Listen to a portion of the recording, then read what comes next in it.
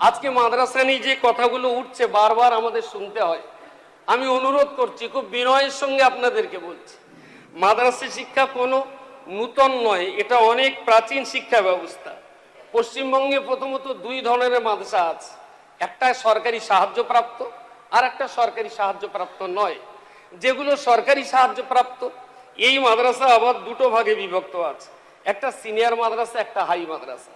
মনে রাখতে হবে এই মাদ্রাসাগুলোর নামই শুধু মাদ্রাসা, একেবারে হাই স্কুলের যাবতীয় সিলেবাস, বাংলা, ইংরাজি, অঙ্ক, ভূগোল, বিজ্ঞান, ইতিহাস সমস্ত সাবজেক্ট সেখানে পড়ানো হচ্ছে।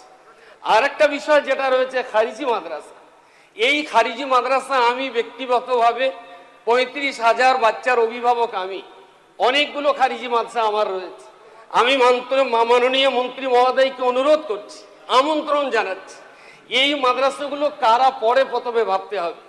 কোন সমাজ থেকে তারা উঠে আসে, কত গরিব জায়গা থেকে তারা উঠে আসে, এবং তারা খারিজি মাদ্রাসায় পড়ে বলে এই নয় যে তারা কোনো সরকারি স্কুলের সঙ্গে তাদের সংযুক্ত নেই। তাদের থাকা খাওয়ার যাবতীয় ব্যবস্থা আমাদের করতে হয়।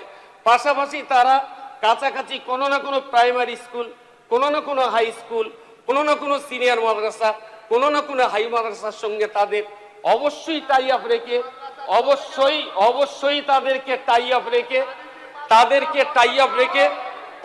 টাই আপ করেই আপনি জানবেন।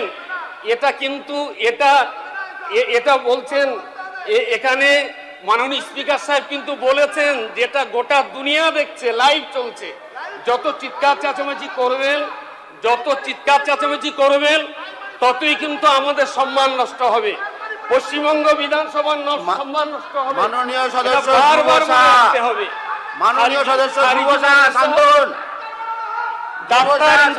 সবই তৈরি হবে। আমি মাননীয় মন্ত্রীকে অনুরোধ করছি, মাননীয় মন্ত্রীর কাছে আমি বিনয়ের সঙ্গে দাবি করছি, আপনি আসুন, এই প্রতিষ্ঠানগুলো দেখুন। বাংলা, ইংরেজি, অঙ্ক, ভূগোল, বিজ্ঞান, ইতিহাস সমস্ত কিছু আমরা পড়ানোর পরেও কেন এই কথা আমাদের শুনতে হবে, কেন এই কথা আমাদের বলতে হবে?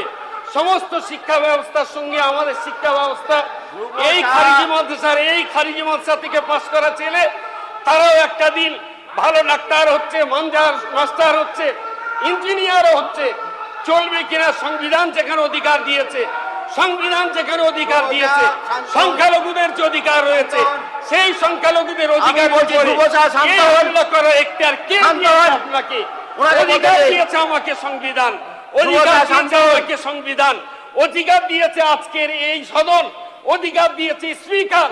আমার বক্তব্য বন্ধ করতে হলে স্পিকার সাহেব বলবেন আমি 1 মিনিটে বন্ধ করব। স্যার, আপনাকে অনেক অনেক ধন্যবাদ জানিয়ে আমার বক্তব্য আমি শেষ করছি। আপনার সময় শেষ হয়েছে।